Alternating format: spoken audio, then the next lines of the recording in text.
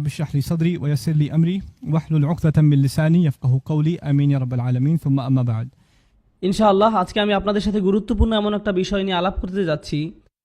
আমার শিক্ষক ডক্টর আকরাম নদভী থেকে আমি যেটা জানতে পেরেছি অল্প কিছুদিন আগে, 2 বছরেরও কম সময় আগে, আমি তার একটা আলোচনা এটা শুনেছি। সেখানে উনি এমন একটা বিষয়ের উপর সূচনা বক্তব্য দিচ্ছিলেন যেটা নিয়ে আমার ধারণা ছিল যে আমি এই বিষয়ে ভালোই জানি, কিন্তু সেই কয়েক ঘন্টার মধ্যে অনেকগুলো বিষয় আমার ধারণা পুরোপুরি পাল্টে গিয়েছিল, যেটা প্রকৃতপক্ষে আমাকে সাহায্য করেছিল।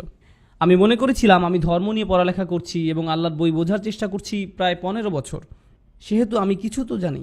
কিন্তু আল্লাহ তার কিছু বান্দাকে বিভিন্ন বিষয় বোঝার এবং উপলব্ধি করার এমন ক্ষমতা দিয়েছেন যে তাদের ব্যাখ্যা শোনার পরে আপনার মনে হবে যে আমি কিছুই জানি না। তারা যদি কোনো সাধারণ বিষয় নিয়েও আলাপ করে যেটা আপনার মতে আপনি ভালোই জানেন, কিন্তু আলাপ শেষে সুবহানাল্লাহ আপনার মনে হবে এটা অসাধারণ ছিল। ইনশাআল্লাহ আমি আপনাদের সাথে এইরকম কিছু বিষয়ে সারমর্ম নিয়ে আলাপ করব যেগুলো আমার কাছে অনেক তাৎপর্যপূর্ণ মনে হয়েছে। পর্দায় আপনারা যা দেখতে পাচ্ছেন সেটা আমার চোখ নয়, এর মাধ্যমে এক অদ্ভুত প্রচেষ্টা করা হয়েছে আজকের বক্তব্যের আলোচ্য বিষয়টি আপনাদের নিকট সহজে উপস্থাপন করার জন্য। এখানে একদম ভিতরে একটা বৃত্ত, এর বাইরে আরও বড় আরও বড় আরও বড়, এই ছবিটা নিয়ে আমরা কথাও বলবো। মূলত আমাদের ধর্ম ইসলামের বৃহত্তর রূপটা এই ছবি দিয়ে বোঝার চেষ্টা করব। একদম কেন্দ্রে আমাদের ধর্মের মূল যেটা রয়েছে, মূলত আমাদের ধর্ম ইসলামের বৃহত্তর রূপটা এই ছবি দিয়ে বোঝার চেষ্টা করব। সেটাকে আমরা বলতে পারি আমাদের দ্বীনের উসুল, আমাদের ধর্মের নির্যাস তথা মূলনীতি, অর্থাৎ আমাদের ধর্মের অত্যাবশ্যকীয় নীতিমালাসমূহ। মোটের উপর আমাদের ধর্ম হচ্ছে একগুচ্ছ নীতিমালার সমাহার। এই একগুচ্ছ নীতিমালার সমাহার বিষয়টিকে আমরা এভাবে দেখতে পারি, এই সব নীতিমালা হচ্ছে সেটাই যা আল্লাহ একজন মানুষের কাছ থেকে চান। আল্লাহ একজন মানুষের কাছ থেকে কি চান, কি ধরনের গুণাবলী, কি ধরনের দৃষ্টিভঙ্গি, আবেগ, চিন্তা চেতনা, বিশ্বাস একজন মানুষের থাকা উচিত। আপনারা যদি জানতে চান এইসব অত্যাবশ্যকীয় উপাদান কি কি, আল্লাহ কোরআনে খুবই সুন্দর করে এগুলো বর্ণনা করেছেন। তিনি এটা করেছেন লাআল্লাকুম, এই শব্দটি ব্যবহার করে। লাআল্লাকুম যেমন বিভিন্ন বিষয় বর্ণনা করার পরে তিনি বলেন লাআল্লাকুম তাত্তাকুন, লাআল্লাকুম তাশকুরুন, লাআল্লাকুম তাযাক্কারুন, যাতে করে তোমরা মনে রাখো, যাতে করে তোমরা শুকরকারী হও, তোমরা তাকওয়া অর্জন করো, যাতে করে তোমরা চিন্তা করো। এই সবগুলোই হচ্ছে মৌলিক গুণাবলী যা একজন মানুষের থাকা উচিত। একজন মানুষের বিবেচনামূলক দৃষ্টিভঙ্গি থাকা উচিত, তার চিন্তাশীল হওয়া উচিত, তার সর্বদা আল্লাহকে স্মরণে রাখা উচিত, তার মধ্যে আল্লাহভীতি থাকতে হবে, তাকে আল্লাহর প্রতি শুকরগুজার হওয়া উচিত। লাআল্লাকুম তাশকুরুন, অর্থাৎ যাতে করে তোমরা শুকরকারী হতে পারো। বুঝতে পেরেছেন ব্যাপারটা?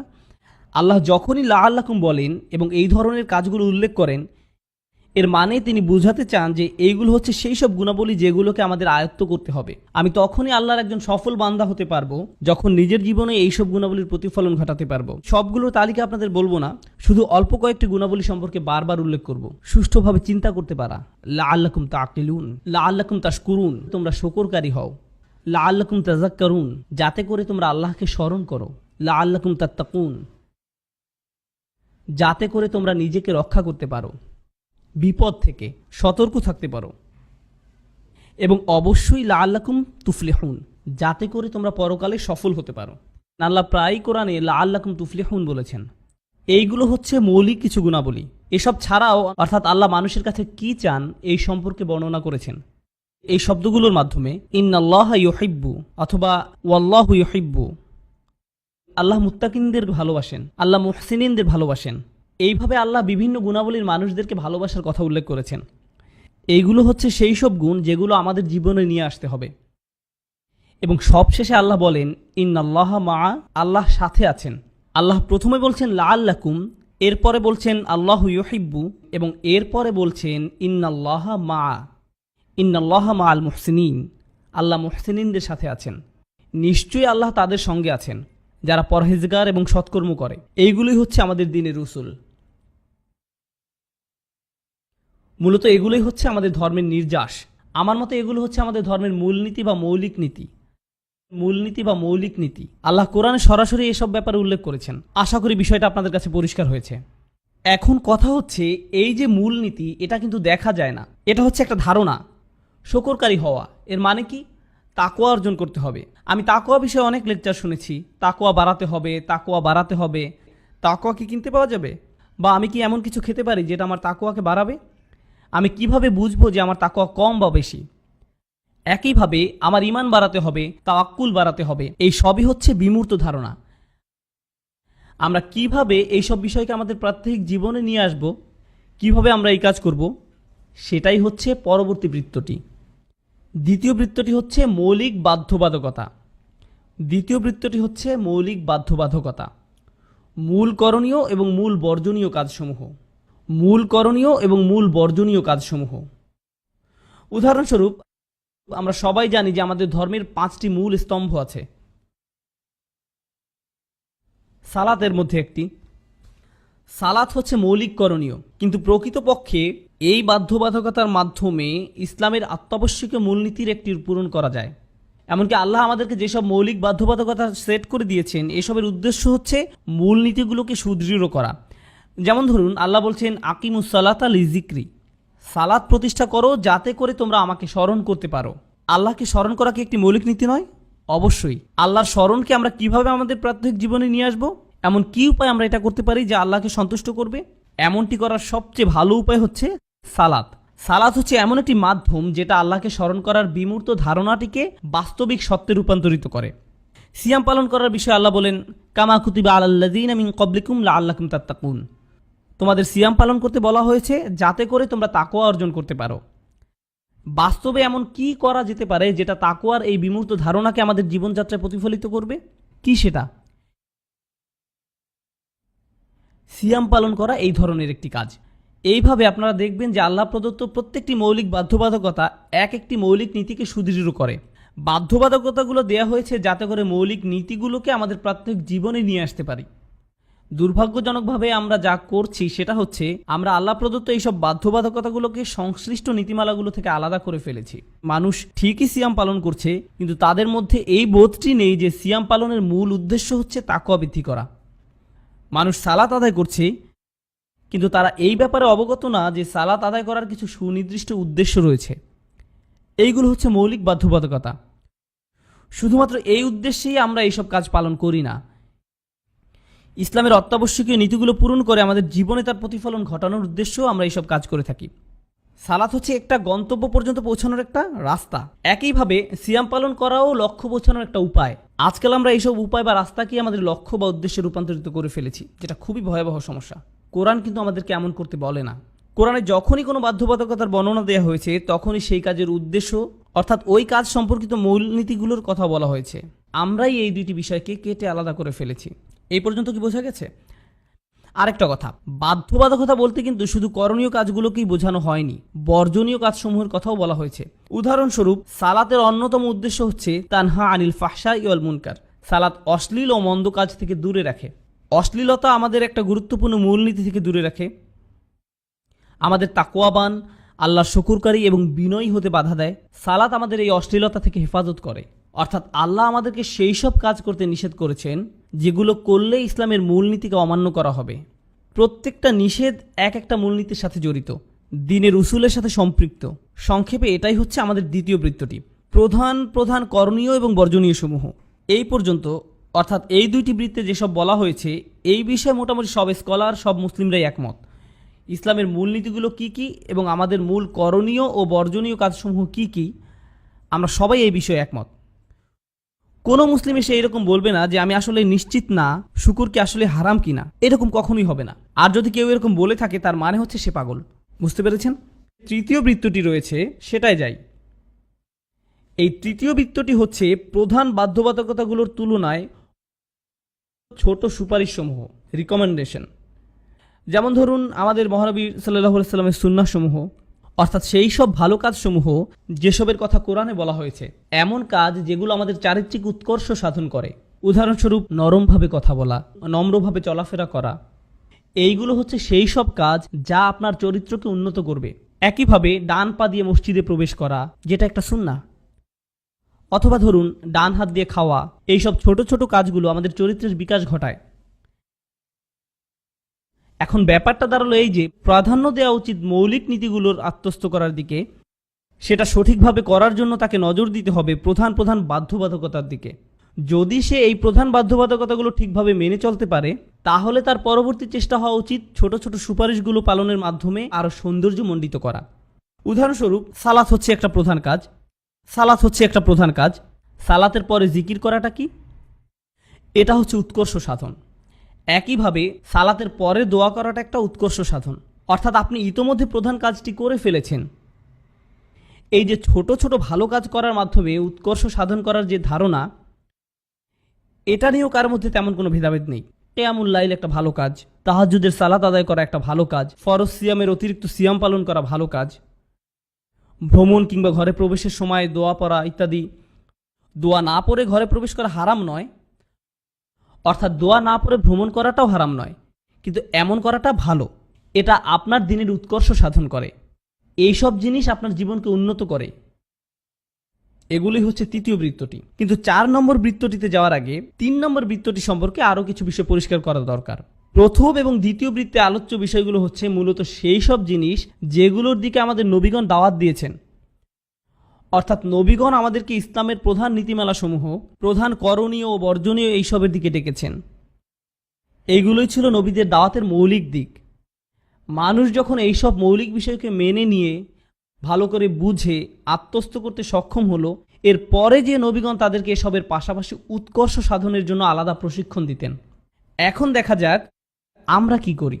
আমরা যেটা করি সেটা হচ্ছে মৌলিক নীতিমালাগুলো তো আমরা ভুলেই গেছি, উপরন্তু আমরা প্রধান বাধ্যবাধকতাগুলো উৎকর্ষ সাধনের জন্য যেসব ছোটোখাটো সুপারিশ রয়েছে সেগুলোর সাথে মিশিয়ে ফেলেছি। এই সম্পূর্ণ মিশ্রণই এখন প্রধান বাধ্যবাধকতা হয়ে গেছে। উদাহরণস্বরূপ, আপনি যদি এমন কাউকে দেখেন যে জোহরের ফরজ সালাত আদায় করেছে, সুন্নত সালাত পড়েনি, তখন আপনি তার পেছনে লাগেন। কি করেছেন আপনি? আপনি সুন্নত নামাজ পড়েননি কেন? অর্থাৎ আমরা মানুষকে উৎকর্ষ সাধনমূলক কাজগুলো করার জন্য বল প্রয়োগ করছি। মানুষ যদি এই কাজগুলো না করে তাহলে আমরা তাদের পেছনে লাগছি, তাদের সালাত নিয়ে প্রশ্ন তুলছি, তারা কি করছে কি করেনি এইসব নিয়ে কথা বলছি। যেমন ধরুন সহি উচ্চারণ, এটা কিন্তু দ্বিতীয় বৃত্তের মধ্যেও পড়ে না, এটা তৃতীয় বৃত্তের অন্তর্ভুক্ত। অথচ আমরা কি করি? কারো তিলাওয়াত সহি না হলে আমরা বলি। কোরআন তেলাওয়াত করে আপনি কখনোই গুনার মধ্যে পড়ছেন না। আপনি অবশ্যই সহিভাবে তেলাওয়াত শেখার চেষ্টা করবেন, কিন্তু আপনি যদি বসে বসে মদ কলকলার সময় একদম পুঙ্খানুপুঙ্খানুরূপে হিসাব করা শুরু করেন, তাহলে সাহাবাগণ তো এইভাবে শেখেননি। আপনি অবশ্যই আপনার তাজবিদের জ্ঞান বাড়ানোর চেষ্টা করবেন, কিন্তু আপনাকে বুঝতে হবে এই সব জিনিস এগুলো হচ্ছে উৎকর্ষ সাধনের জন্য। এগুলো ঘর সাজানোর জিনিসের মতো। আপনার বাসার একটা দরজা থাকার দরকার আছে, একটা জানালার দরকার আছে আলো বাতাসের জন্য, কিন্তু আপনার বসার জন্য স্পেশাল কার্পেট অত্যাবশ্যক নয়। দেয়ালে রং বেরঙের পেইন্টিং থাকতেই হবে এমন নয়। এটা ঠিক যে এগুলো থাকলে ভালোই লাগে, একটা সোফা থাকলে ভালোই হয়, কিন্তু কারো বাসার দেয়ালে পেইন্টিং না থাকলে আপনি তাকে বলতে পারেন না যে তোমার তো বাসাই নেই। পেইন্টিং না থাকলে আর বাসা হয় নাকি? আপনি এইরকম করতে পারেন না, কারণ অধিকাংশ মানুষই প্রধান বাধ্যবাধকতা এবং উৎকর্ষ সাধনমূলক কাজগুলোর মধ্যে পার্থক্য করেন না। যার ফলে আপনি যখন এইরকম বলেন, সমালোচনা করেন একটা নির্দিষ্ট বিষয়ে, তখন মানুষ গণহারে সব ক্ষেত্রেই এটাকে প্রযোজ্য মনে করে। আমি আপনাদেরকে এর একটা ভয়াবহ পরিণতির উদাহরণ দিচ্ছি। আমাদের মধ্যে এক ধরনের মানুষ আছেন যাদের মতে মোটামুটি সব কিছুই হারাম। সব কিছুই হারাম। কেউ ভিডিও গেমস খেলছে, তারা বলবে ভিডিও গেম কিন্তু হারাম। আপনি টিভি দেখছেন, এটা হারাম। রেডিও শুনছেন, এটা হারাম। হারাম, সব কিছুই হারাম। এখন ব্যাপারটা হচ্ছে, দ্বিতীয় বৃত্তে বর্ণিত কিছু প্রধান বর্জনীয় কাজ রয়েছে, যেমন মদ, জিনা, এগুলো খুবই খারাপ এবং এগুলো দ্বিতীয় বৃত্তের আওতায় পড়ে। আল্লাহ যেসবকে হারাম বলেছেন, আর এখন আপনি বলছেন ভিডিও গেম হারাম। এই রকম বলার মাধ্যমে আপনি আল্লাহ যেসব কাজকে হারাম বলেছেন আর আপনি নিজে যেসব কাজকে অপছন্দ করেন, এই উভয়কেই একই পাল্লায় মাপছেন। এর ফলে একজন যুবক ভাই বা বোন যে মুভি দেখে, হতে পারে সেটা অর্থহীন কোনো মুভি বা যে কোনো কিছু, যখন সে শুনবে মুভি দেখা হারাম, এটা হারাম, কিন্তু আমি তো সারাক্ষণই মুভি দেখি, এটা হারাম, তাহলে তো আমি বিপদে আছি। আর যেহেতু আমি প্রচুর মুভি দেখি, তাহলে তো আমি বিপদে আছি। আর বিপদে যখন আছি, অন্য হারামগুলোও তাহলে করি। দোজখে তো এমনিতেই যাওয়া লাগবে, তাহলে মৌজ মাস্তি পার্টি এসব করেই যাই।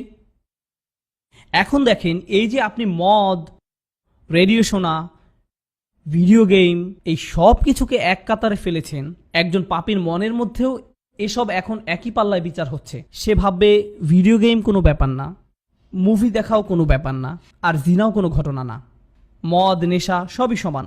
তার মানে আমরা তখনই সমাজে সমস্যা তৈরি করা শুরু করি যখন আমরা আল্লাহ কর্তৃক প্রদত্ত সুনির্দিষ্ট অগ্রাধিকার লিস্টকে ঠিক রাখছি না।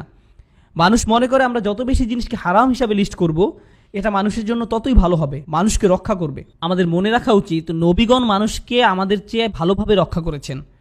তাঁরা যা করেছেন এর চেয়ে উন্নততর কিছু করার সামর্থ্য আমাদের নেই। আমাদের সীমাবদ্ধতার ভিতরে থেকে ফিকহ অবশ্যই বিচার করার চেষ্টা করবে যে কোনো কিছুকে আসলেই পরিষ্কারভাবে হারাম কিনা। এমন স্পষ্ট হারাম জিনিস অবশ্যই আমাদের সামনে আসতে পারে যেটার অস্তিত্ব আগে কখনো ছিল না, কিন্তু সেটা অবশ্যই বড় কোনো পাপ কাজের সাথে সম্পর্কিত হবে। আপনারা কি এতদূর বুঝতে পারলেন? এসব হচ্ছে উৎকর্ষ সাধনমূলক কাজকর্ম। এসব কাজকর্মের মধ্যে আছে অতিরিক্ত সুন্নত নামাজ পড়া, সোমবার ও বৃহস্পতিবার সিয়াম পালন করা, কবর জিয়ারত করা। এই যে এসব কাজ, এগুলো নিয়ে কোনো মতভেদ নেই। উৎকর্ষ সাধনমূলক কাজগুলো করুন। আপনি যদি মৌলিক বাধ্যবাধকতাগুলো পূরণ করার পরে আরও ভালো মুসলিম হতে চান তো খুবই ভালো। প্রতিদিন একটু একটু করে ভালো কিছু শিখুন, একটা ছোট দোয়া শিখুন প্রতিদিন। এ ধরনের সব কিছুই করা উচিত। এখন এই বৃত্তের ঠিক বাইরে আরেকটি বৃত্ত আছে, 4 নম্বর বৃত্তটি। চতুর্থ বৃত্তটি হচ্ছে সেই সব বিষয় যেগুলো সম্পর্কে সাহাবীগণ একমত পোষণ করেছেন। আমরা এই বিষয়গুলো কোরআনে পাই না। এখানে একটা কথা বলে রাখা ভালো, সেসব কিন্তু সুন্নাতে স্পষ্টভাবেই বিদ্যমান। তার বাইরে এই যে 4 নম্বর বৃত্তের কথা বলা হচ্ছে, এগুলো হচ্ছে সেসব বিষয় যেগুলো নিয়ে সাহাবীগণ মতৈক্যে পৌঁছেছেন। কিন্তু বাস্তবে এমন বিষয় পাওয়া দুষ্কর যেটা নিয়ে সব সাহাবীগণ একমত হয়েছেন। ব্যাপারটা এত সহজ নয়। 3 ধরনের মতৈক্য রয়েছে। সাহাবীদের একমতের ধরনের উপর নির্ভর করে মূলত 3 ধরনের মতৈক্য রয়েছে। প্রথমটি হচ্ছে সাহাবীগণ কোনো একটা ঘটনা নিয়ে একমত। সেটা কেমন? যেমন ধরুন, সব সাহাবীগণই কিন্তু বদরের যুদ্ধে অংশগ্রহণ করেননি। অনেকেই বদরের যুদ্ধের পরে মুসলিম হয়েছেন, কিন্তু যারা অংশ নিয়েছিলেন তারা সকলেই একইভাবে বলবেন যে এই যুদ্ধ অমুক দিনে শুরু হয়েছিল, এতদিন ধরে চলেছে। কেন তারা সবাই এরকম কথা বলবেন? কারণ তারা সবাই ওই যুদ্ধে উপস্থিত ছিলেন। বুঝতে পেরেছেন? এ কারণেই তারা এই বিষয়ে একমত। দ্বিতীয় ধরনের ঐক্যমত হচ্ছে সাহাবীদের মধ্যে যারা সবচেয়ে জ্ঞানী ছিলেন তাদের মধ্যে ঐক্যমত। কিছু কিছু ক্ষেত্রে তারা সবাই একে অপরের সাথে একমত পোষণ করতেন। যেমন ধরুন, ইবনে আব্বাস রাদিয়াল্লাহু তাআলা আনহু, তিনি একজন জ্ঞানী সাহাবী ছিলেন। এমন অনেক সাহাবীও ছিলেন যারা এমনকি একটা সূরাও পারতেন না, তারা সদ্য মুসলিম ছিলেন। এখনকার সময় যারা ধর্মান্তরিত হয়ে নতুন মুসলিম হচ্ছেন তাদের মতো। কিন্তু তাদের ঐক্যমত এই দ্বিতীয় ধরনের ঐক্যমতের ভিতরে পড়ে না। এটা হচ্ছে সেই ধরনের ঐক্যমত যেখানে কোনো বিষয়ে সবচেয়ে জ্ঞানী সাহাবীগণ একমত হয়েছেন। তাহলে প্রথমটা কি ছিল? ওই ধরনের ঐক্যমত যেখানে সাহাবীগণ কোনো একটা ঘটনা নিয়ে একমত পোষণ করেছেন। দ্বিতীয়টা হচ্ছে সেই ঐক্যমত যেখানে সাহাবীদের মধ্যে যারা জ্ঞানী তারা কোনো বিষয়ে একমত হয়েছেন।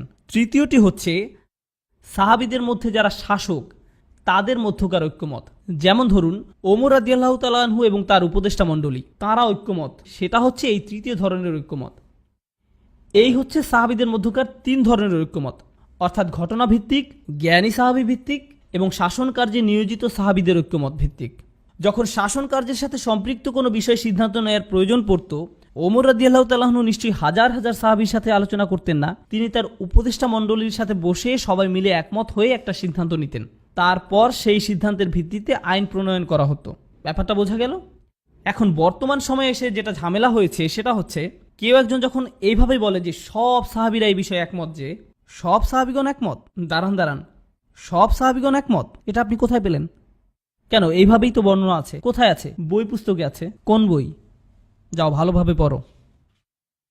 আপনি কোনোভাবেই এটা বলতে পারেন না যে সব সাহাবীগণ একমত ছিলেন। আপনি এটা করতে পারেন না। আপনার কথা সুনির্দিষ্ট দলিলপত্রের ভিত্তিতে হতে হবে, এমনিতেই বলে ফেললে হবে না। সবচেয়ে হাস্যকর যে কথাটি আমি এখন পর্যন্ত শুনেছি সেটা হচ্ছে সব ইসলামী বিশারদ এই বিষয়ে একমত। বলেন কি? ঠিক আছে, তাদের 10 জনের নাম বলেন। সবাই। আপনি যদি তাফসির পড়েন তাহলে এমন একটি বিষয় পাবেন না যে বিষয়ে সব স্কলার একমত হয়েছেন। এটা হাস্যকর কথা। আমি বিভিন্ন তাফসির পড়ি, কুরতুবি, তাবারি, জালালাইন, তাফসির ইবনে কাসির, ইবনে আশুর। একটা কথা যেটা প্রায়শই সব তাফসিরে লেখা থাকে সেটা হচ্ছে স্কলারগণ এই বিষয়ে একমত এবং এর ভিন্নমত একদমই বিরল। অন্য আরেক মুফাসসির হয়তো এর উল্টোটি লিখেছেন যে এই ভিন্ন মতের বিষয়েই বরং স্কলারগণ একমত, আর প্রথম মতের পক্ষে যুক্তি বিরল। অর্থাৎ তাদের কাছেও এই একমত হওয়ার বিষয়টি আপেক্ষিক। এটা ঠিকভাবে বোঝার জন্য অনেক পড়াশোনা এবং গভীর জ্ঞানের প্রয়োজন। এমনও হয়েছে যে সাহাবীদের মধ্যে যিনি সবচেয়ে জ্ঞানী, তিনিও একই বিষয়ে ভিন্ন ভিন্ন মত দিয়েছেন, দ্বিমত পোষণ করেছেন। দিনের কোথায় সর্বসম্মতভাবে ঐক্যমত আছে? কোন বিষয়ে কোনো প্রকার দ্বিমত নেই? কোন বিষয়ে কোনো প্রকার দ্বিমত নেই? প্রথম তিনটি বৃত্ত। প্রথম তিনটি বৃত্ত। যখন আমরা মানুষকে দ্বীনের পথে দাওয়াত দেই, নবী রাসূলদের পক্ষ থেকে আহ্বান জানাই, তখন আমরা মূলত কোন বিষয়ে কথা বলি? বৃত্ত নম্বর 1 এবং বৃত্ত নম্বর 2। যখন সেই মানুষগুলো আমাদের দলে চলে আসে, আমাদের পরিবারে অন্তর্ভুক্ত হয়ে যায়, আমাদের বন্ধু মহলের হয়ে যায়, প্রথম দুইটি বৃত্তের বিষয়গুলোকে ইতিমধ্যেই মেনে নেয়, তখন আমরা তাদের 3 নম্বর বৃত্তের দিকে আগ্রহী করার চেষ্টা করি। 4 নম্বর বৃত্তের বিষয়গুলো খুবই সুনির্দিষ্ট, এগুলো মূলত গবেষণা ও উচ্চশিক্ষার জন্য। তাই আপনি 4 নম্বর বৃত্ত দিয়ে ইসলাম প্রচার শুরু করে এটা বলতে পারেন না এটাই ইসলাম। আপনাকে শুরু করতে হবে মহানবী সাল্লাল্লাহু আলাইহি ওয়াসাল্লাম যেখান থেকে শুরু করেছেন সেখান থেকে। আপনাদেরকে 1 এবং 2 দিয়ে শুরু করতে হবে। এখন সকল সাহাবী কি এই সবগুলো বিষয়ে একমত হয়েছিলেন? না, তবে তারা সবাই 1 থেকে 3 বিষয়গুলোতে সহমত পোষণ করেছেন। আপনারা যদি এটাকে ইজমা বলতে চান, অর্থাৎ সকল সাহাবী যেসব বিষয়ে ঐক্যমত পোষণ করেছেন, সেগুলো হচ্ছে 1, 2 এবং 3 নম্বর বৃত্তের বিষয়গুলো। এখন এই 4টি বৃত্তের বাইরে আরও একটি বৃত্ত আছে। এই বৃত্তের অন্তর্ভুক্ত হচ্ছে সেই সব বিষয় যেগুলো নিয়ে বর্তমান মুসলিম উম্মাহ একমত পোষণ করেন। এটাকে আপনারা ইজতিহাদ বলতে পারেন। একজন স্কলার নিজস্ব মতামত থাকে, যেটা আমরা ফতোয়া বলি। স্কলাররা কিভাবে চিন্তা করেন? তারা জানেন যে 1, 2 বা 3 এগুলো হচ্ছে নিখুঁত। 4 নম্বর বৃত্তের বিষয়গুলোর ক্ষেত্রে, অর্থাৎ কেন তারা এই বিষয়ে একমত হয়েছিলেন অথবা দ্বিমত পোষণ করেছিলেন, এটা বোঝার জন্য অনেক পড়ালেখা এবং গবেষণার প্রয়োজন। এরপরে যখন 5 নম্বর বৃত্তটি আসে, যেখানে এমন কিছু প্রশ্ন আছে যেগুলো সম্পর্কে কোরআনে সরাসরি কোনো সমাধান দেওয়া হয়নি এবং হাদিসেও পরিষ্কারভাবে কিছু বলা হয়নি। এখন সমাধান পাওয়ার জন্য আমাকে আমার নিজের গবেষণা করতে হবে, দলিল প্রমাণাদি যা কিছু পাওয়া যায় খুঁজে বের করতে হবে। এরপর আমার সামর্থ্যের সর্বোচ্চ ব্যবহার করে এসবের ভিত্তিতে একটা সমাধানে আসতে হবে। তার মানে আমি এই সমস্যার একটা সমাধান বের করার চেষ্টা করছি। এটা মেনে নিয়ে যে আমার প্রাপ্ত উত্তরটি একেবারে নিখুঁত হবে না, কারণ একদম নিখুঁত সমাধান 1, 2 এবং 3 এই বৃত্তগুলোর মধ্যেই সীমাবদ্ধ। তাই আমার প্রাপ্ত উত্তরটি হচ্ছে আমার সীমাবদ্ধতার মধ্যে থেকে যতটুকু নিখুঁত হওয়া যায় ততটুকু। এটা এমন কোনো সমাধান নয় যেটা আমি অন্যের উপর চাপিয়ে দিতে পারি, কিন্তু আমি এমন করে বলতে পারবো না যে এটাই ইসলাম এবং তোমরা যদি এটা অনুসরণ না করো তাহলে ইসলাম থেকে বাইরে চলে যাবে। আমি এভাবে বলতে পারি না। আমি বলতে পারবো না যে আমার দেয়া ফতোয়া ইসলামের সাথে নিবিড়ভাবে সম্পর্কিত। বড়জোর আমি এরকম করে বলতে পারি যে আমার জ্ঞান অনুসারে যতদূর বুঝতে পেরেছি এইভাবে চিন্তা করতে পারি। এসব হচ্ছে সেই সব বিষয় যেগুলোর বিষয়ে কোরআন, হাদিস বা সাহাবাগণের পক্ষ থেকে কোনো স্পষ্ট সমাধান পাওয়া যায় না। একটা উদাহরণ দিচ্ছি। ডক্টর আকরাম নদভী আমাদেরকে এই বিষয়ে শিক্ষাদানকালে 100টি উদাহরণ দিয়েছিলেন। যদিও 2টি উদাহরণ শোনার পরে আমি অনেক আশ্চর্যান্বিত হয়েছিলাম, অথচ এরপরে তিনি আরও 98টা উদাহরণ দিয়েছিলেন। ব্যাপারটা ছিল অনেকটা 10 ঘন্টা ধরে সফট ড্রিঙ্ক পান করার মতো। যাই হোক, আমার সবচেয়ে পছন্দের উদাহরণগুলোর মধ্যে একটি খলিফা হারুন আর রশিদ। তিনি তখন রাষ্ট্রপ্রধান ছিলেন, আমিরুল মুমিনিন। সেই সময় আমিরুল মুমিনিনগণ সালাতের ইমামতি করতেন, বিশেষভাবে হজের সময়। এরকম এক সময় তিনি হজ পালন করতে গেলেন, আমিরুল মুমিনিন হিসাবে তিনি ইমামতি করবেন। যাই হোক, তিনি প্রথম কাতারে ছিলেন কারণ তিনি ইমামতি করবেন, আর তিনি ছিলেন হানাফি মাযহাবের অনুসারী। ওনার হজের যিনি মুয়াল্লিম ছিলেন, আপনারা তো অনেকেই জানেন মুয়াল্লিম কাকে বলে। মুয়াল্লিম হচ্ছেন সেই ব্যক্তি যিনি আপনাকে হজের বিভিন্ন নিয়মকানুনগুলো সঠিকভাবে শিখিয়ে দেবেন। স্বাভাবিকভাবেই আমিরুল মুমিনিনের মুয়াল্লিমও হানাফি মাযহাবের অনুসারী ছিলেন। তিনি ছিলেন কাজী আবু ইউসুফ, হানাফি মাযহাবের প্রতিষ্ঠাতা। ইমাম আবু হানিফার সবকিছু উনি লিপিবদ্ধ করতেন। যাই হোক, পৃথিবীর বুকে হানাফি মাযহাবের সবচেয়ে বিজ্ঞ যে আলেম, তিনি হচ্ছেন তার মুয়াল্লিম। তারা দুজনই সামনের কাতারে আছেন এবং আমিরুল মুমিনিন একটু পরেই সালাতের ইমামতি করবেন। কিন্তু খলিফা হারুন আর রশিদ হিজামা করিয়েছেন। আপনারা জানেন নিশ্চয়ই হিজামা কি? হিজামা হচ্ছে এমন একটা চিকিৎসা পদ্ধতি যেটা কাপিংয়ের মাধ্যমে করা হয় এবং এর ফলে শরীর থেকে রক্ত বের হয়। এখন হানাফি মাযহাব অনুসারে শরীর থেকে রক্ত বের হলে ওযু নষ্ট হবে। খলিফা হারুন আর রশিদ একজন বিচক্ষণ ব্যক্তি ছিলেন। তিনি জানতেন যে তিনি যদি ইমাম আবু ইউসুফকে এখন জিজ্ঞাসা করেন যে আমার অজু কি নষ্ট হয়েছে, তাহলে আবু ইউসুফ কি বলবেন? হ্যাঁ, আপনার অজু নষ্ট হয়ে গেছে। আর সেই ক্ষেত্রে তাকে প্রথম কাতার থেকে বের হয়ে সবগুলো কাতার পার হয়ে অজুখানায় যেয়ে অজু করতে হবে। এই পুরো প্রক্রিয়াটিতে যে সময় লাগবে তাতে করে আসরের ওয়াক্ত শেষ হয়ে মাগরিবের ওয়াক্ত চলে আসবে, কিন্তু তাকে তো তখনই সালাতের ইমামতি করতে হবে। এবং তিনি যদি আবু ইউসুফকে এই বিষয়ে জিজ্ঞাসা করেন তাহলে উনি বলবেন যে আপনার সালাত আদায় হবে না, কারণ অজু নেই। ঘটনাচক্রে ইমাম মালিকও প্রথম কাতারে ছিলেন।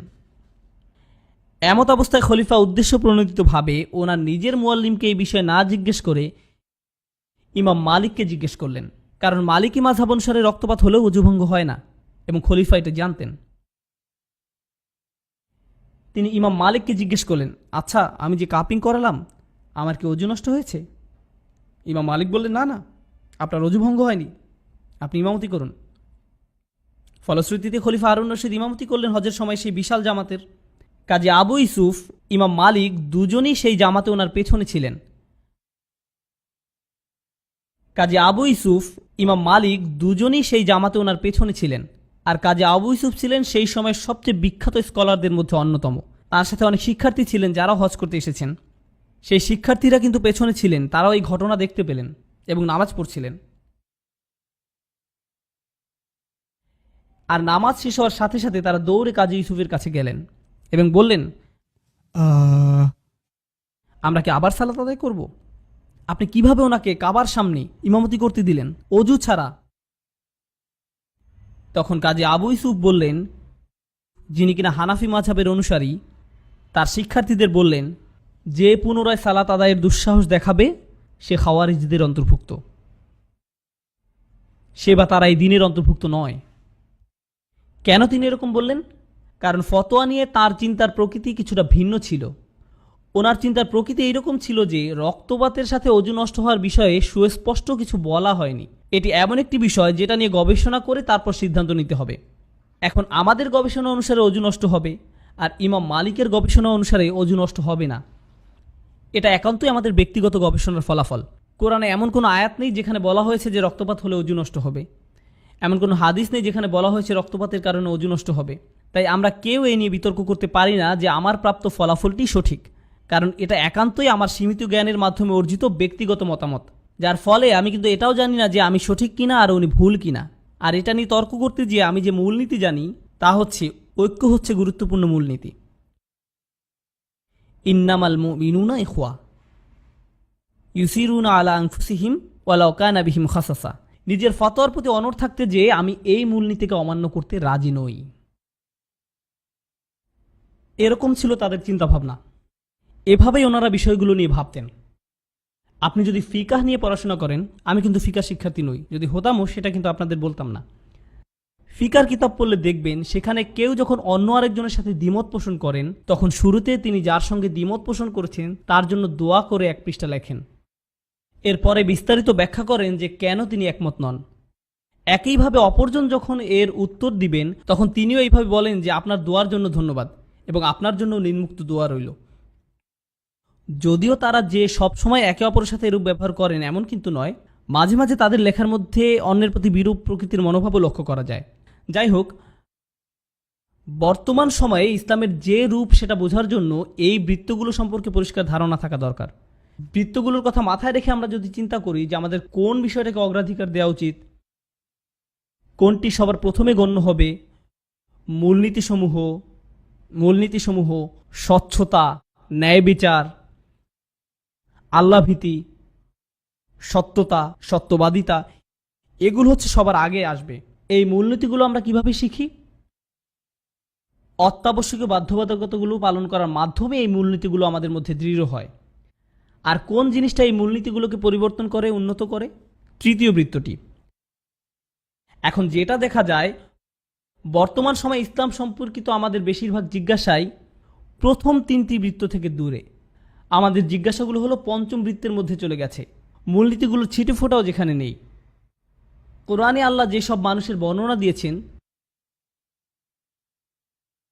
যারা পবিত্র থাকতে ভালোবাসে, আমরা যখন হজে যাই, হজ হচ্ছে একটা মৌলিক বাধ্যবাধকতা। হজ পালনের মাধ্যমে আমাদের ভিতরে এসব গুণাবলী সুদৃঢ় হওয়ার কথা। তাকওয়া, শুকর, আল্লাহ ভীতি, সততা, ন্যায় বিচার, এই সব কিছুই।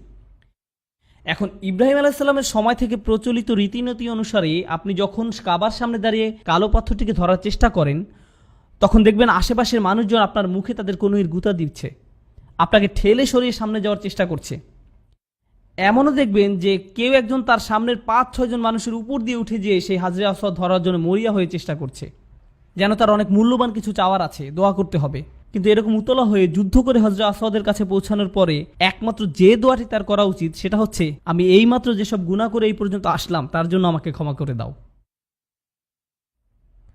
অর্থাৎ দেখা যাচ্ছে যে আমরা রীতিনীতিগুলো ঠিকই মেনে চলছি, কিন্তু তার মধ্যে মূলনীতিগুলোর কোনো উপস্থিতি নেই।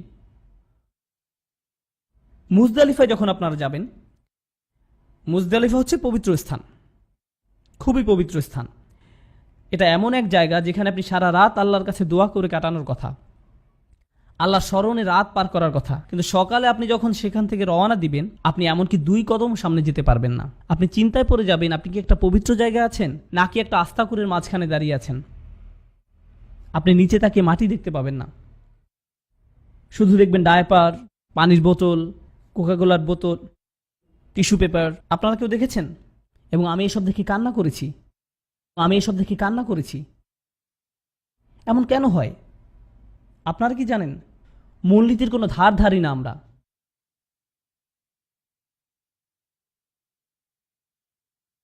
এর ফলে অত্যাবশ্যকীয় মূলনীতিগুলোকে প্রাধান্য দেওয়ার কারণে যে ধর্মের হওয়ার কথা ছিল সবচেয়ে সুন্দর, সেটা এখন হয়ে গেছে কদাকার।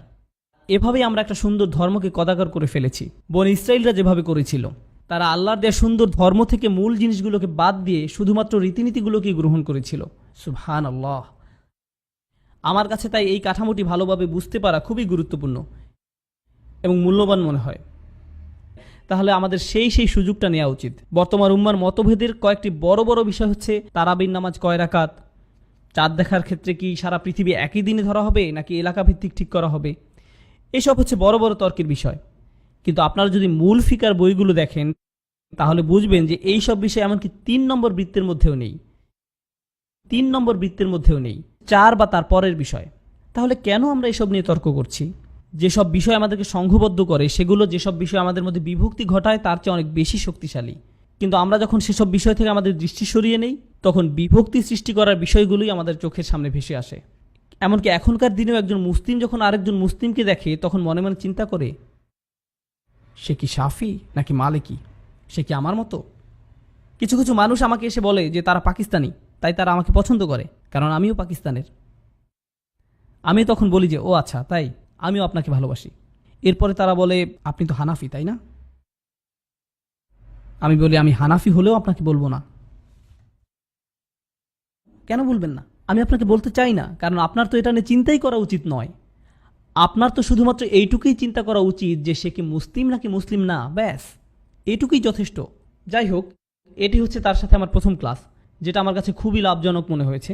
আমি আপনাদেরকে এখন সেটাই বলবো যেটা উনি একদম শুরুতে বলেছিলেন, আর এটাই হবে আজকের আলাপের শেষ বিষয়। এটা আমার শোনার সবচেয়ে চমকপ্রদ বিষয়গুলোর মধ্যে অন্যতম। আল্লাহ মোট কতজন নবী রাসূল প্রেরণ করেছেন? 1,24,000। পৃথিবীতে সবচেয়ে গুরুত্বপূর্ণ হচ্ছেন কারা? নবী রাসূলগণ। এই বিষয়ে তো আমরা সবাই একমত। মানব জাতির জন্য সর্বোত্তম শিক্ষক কারা ছিলেন? এই 1,24,000 নবী রাসূলগণ হচ্ছেন সমগ্র মানব জাতির জন্য প্রেরিত সর্বোত্তম শিক্ষক। সবাই একমত? ঠিক আছে, তাদের নাম বলুন এবার। কি হলো?